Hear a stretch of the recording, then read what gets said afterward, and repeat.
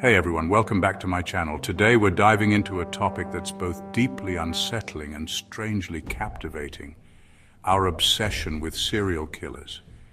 It's a weird thing, right? Like, why are we so drawn to these stories of darkness and violence? Today we'll explore why we are so obsessed with these dark figures. So grab your coffee, tea, or maybe something a little stronger and let's get into it. So how did we get here? How did we become so engrossed in the dark tales of those who commit the most heinous of crimes? When did our fascination with serial killers become like a whole thing? It's almost as if it's woven into the fabric of our society now. Well, it's kind of been a slow burn, you know. This obsession didn't just appear overnight. Like, think back to Jack the Ripper. He was one of the first to capture the public's imagination on such a grand scale. He terrorized London in the late 1800s, and people were both horrified and completely captivated by his crimes. The mystery surrounding his identity only added to the allure. They couldn't get enough of the mystery, the brutality, the whole thing. It was like a dark, twisted form of entertainment. And it's not just Jack. There have been many others who have left a similar mark on history. Throughout history, there have been these figures who, for whatever reason, have captured the public's imagination. Their stories are retold time and again. Ted Bundy, Jeffrey Dahmer, John Wayne Gacy, their names are practically synonymous with the term serial killer. But why? What is it about these individuals that makes them so fascinating to us? Is it their cunning, their brutality, or something else entirely? What is it about these individuals that makes them so fascinating to us? It's a question that has puzzled many. True crime is everywhere these days. We've got documentaries, podcasts, TV shows, books. The list goes on. Podcasts, TV shows, books. You name it, there's probably a true crime version of it. It's a genre that has exploded in popularity. You name it, there's probably a true crime version of it. And a lot of it focuses on serial killers, It's like we can't get enough of these stories, even though they're often incredibly disturbing.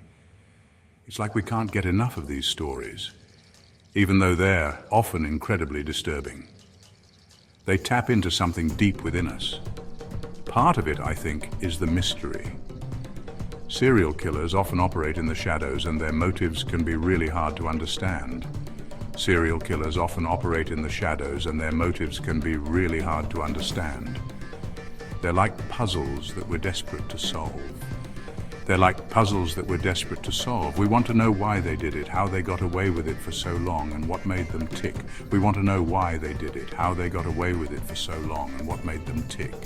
It's a quest for understanding the incomprehensible. Then there's the fear factor. Let's be honest, we all love a good scare, right? And serial killers tap into our deepest fears, the fear of the unknown, the fear of violence, the fear of being a victim ourselves. And serial killers tap into our deepest fears, the fear of the unknown, the fear of violence, the fear of being a victim ourselves. It's like watching a horror movie, but it's real life. Which makes it even more terrifying and intriguing. The reality of it all is what keeps us hooked. But one thing's for sure, our fascination with serial killers isn't going away anytime soon. As long as there are stories to tell, we'll be there, listening, watching, and trying to understand. So, we've talked about how our fascination with serial killers manifests, but let's get into the nitty-gritty, the psychology behind it. Why are we, wired to be interested in this stuff? Well, experts believe it boils down to a few key factors. First up, we've got this thing called morbid curiosity. It's this innate human desire to learn about things that are dangerous, taboo, or just plain disturbing. It's like we know we shouldn't look, but we can't help ourselves. And hey, to a certain extent, this morbid curiosity can be a good thing. It helps us understand the world around us, even the dark parts. Then there's the whole fight or flight response. When we hear about something scary, like a serial killer on the loose, our bodies go into survival mode, our heart rate goes up, our palms get sweaty. It's that primal instinct kicking in. And for some people, that adrenaline rush can be, kind of addictive, but it's not all about fear and adrenaline. Empathy plays a big role too. This empathy can be a powerful motivator for wanting to learn more about these cases and seeking justice. Okay, let's talk about the elephant in the room, the media. Because let's be real, they play a huge role in shaping our perception of serial killers. When a serial killer is on the loose, What's the first thing everyone does? They turn on the news, they scroll through social media, they devour every bit of information they can find. And the media knows this, which is why they often sensationalize these stories. Headlines scream about the latest gruesome details, news channels run 24/7 coverage, and true crime podcasts dedicate entire seasons to dissecting every aspect of a killer's life. It's a vicious cycle, really. The media feeds our obsession, and our obsession fuels the media's need to produce more content, and it's not just traditional media outlets. Streaming services have jumped on the true crime bandwagon big time, with documentaries, docuseries, and fictionalized accounts of real-life crimes popping up left and right. The problem is, this constant barrage of true crime content can have a desensitizing effect. We become so accustomed to hearing about violence and death that it starts to feel normal, even mundane. And that's dangerous because it can make us less empathetic to the victims and their families. So we've talked about how the media plays a role in our fascination with serial killers, but now it's time to get real about the ethics of it all. This isn't just about our curiosity, it's about the impact on real lives. Because here's the thing, true crime isn't just some abstract concept, it's a genre that deals with real events and real people. It's about real people, real lives lost, and real families who are still grieving.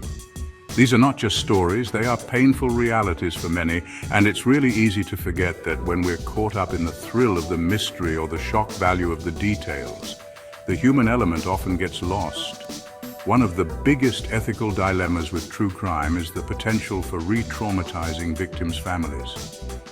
The constant media coverage can reopen old wounds. Imagine being a family member of someone who was brutally murdered. The pain is unimaginable. You're trying to piece your life back together, and then you turn on the TV and see your loved one's face plastered all over the screen. It's a constant reminder of your loss. Or you stumble across a podcast that's dissecting the gruesome details of their death. The pain is relived over and over again. It's incredibly painful and disrespectful. The emotional toll is significant. And then there's the issue of exploitation. True crime has become a billion-dollar industry, with everyone from podcasters to authors to filmmakers cashing in on these stories. True crime has become a billion-dollar industry, with everyone from podcasters to authors to filmmakers cashing in on these stories. The commercialization is evident, and while there's nothing inherently wrong with profiting from your work, it becomes problematic when it comes at the expense of the victims and their families. The ethical lines become blurred. Are they seeing any of this money? Are they being compensated for their pain? Are their voices being heard? Are their stories being told with the respect they deserve? Or are they just being used as fodder for entertainment? These are the questions we need to ask ourselves as consumers of true crime. Now, you might be thinking, with all this talk about serial killers, are they like everywhere these days? Well, here's the thing. Statistically speaking, serial killers are incredibly rare. And there's some evidence to suggest that they might actually be becoming less common.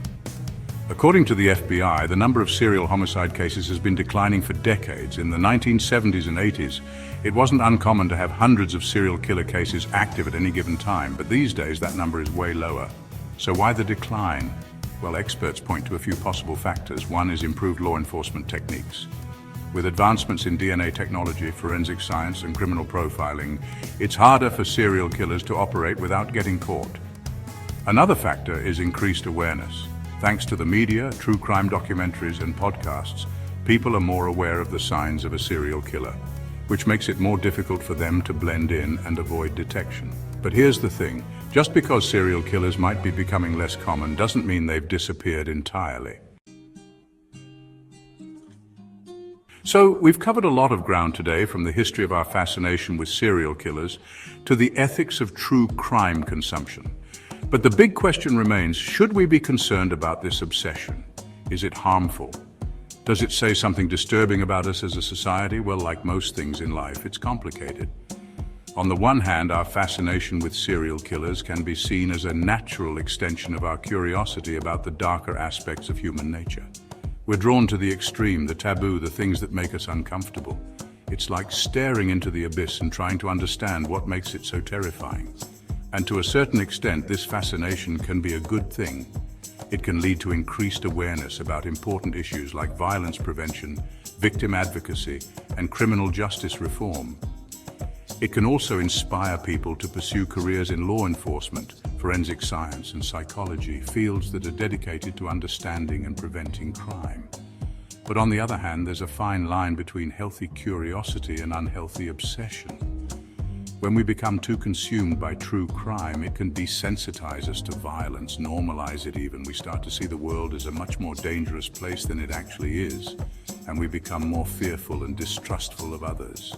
So where do we go from here? I think the key is balance. We need to be mindful of how much time and energy we devote to these dark interests.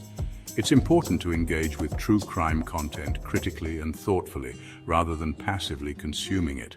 By doing so, we can appreciate the genre without letting it negatively impact our perception of the world. Remember, it's okay to be curious, but it's also crucial to maintain a healthy perspective. Outro. Well, there you have it, guys. A glimpse into the dark and twisty world of our fascination with serial killers. It's a heavy topic, but I think it's important to talk about these things. Thanks for watching. If you found this video interesting, don't forget to like, comment, and subscribe for more deep dives into fascinating topics. Let us know in the comments what you think about our obsession with serial killers. Is it harmless curiosity or something more concerning?